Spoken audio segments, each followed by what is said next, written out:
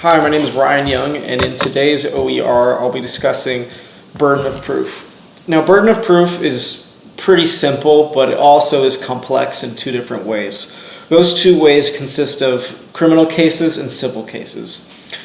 Now, for burden of proof, it's based on the preponderance of evidence, or the quality of fact being greater in number, or the importance of the evidence. So, it's about, in simple terms, considering all the evidence, do you think that it's more likely than not that something happened? And if you think that more likely that this is the case, then you should vote for that side. This works for a civil case.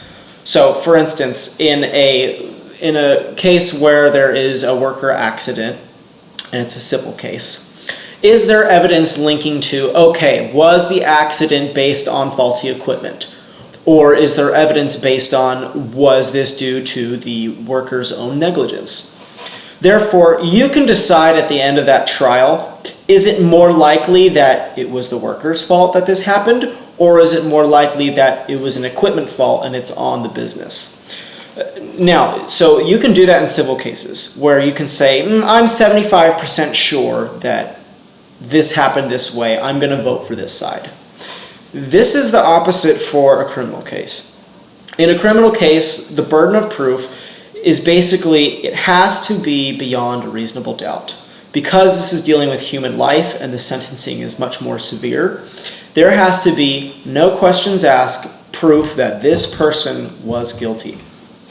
Now this relates to the George Zimmerman trial, because the burden of proof in this case has to be beyond a reasonable doubt. And in this case, the court believed that it wasn't beyond a reasonable doubt. Now, the defense doesn't need to say, oh, well, George Zimmerman acted in self-defense.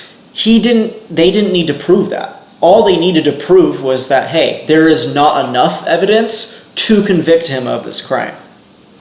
And some of the evidence that kind of contradicts the evidence that was brought up in the case on the prosecutor's side was the lacerations on the back of George Zimmerman's head and the broken nose. This broken nose shows that, hey, something did happen. George Zimmerman was assaulted and he was hit in the back of the head.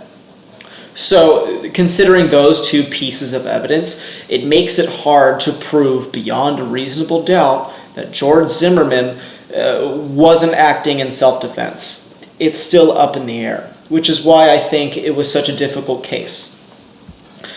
So, those two things, where criminal cases need to be proved beyond a reasonable doubt, and that civil cases can deal with the greater weight of the evidence, so it can deal with the 75% or most likely that this happened. Those two distinctions are very important in this case. Now, the most important part is that there is clear and convincing evidence in both of these. There needs to be clear and convincing evidence that you can sway one way or another, regardless if it's a criminal trial or a civil trial. Anyway, that's basically an overview of the burden of proof. You just have to come up with proof that the defendant or the plaintiff is in the right. Anyway, I hope this gave you some tools that you can use to gain more information about burden of proof. Thank you, and I appreciate your time.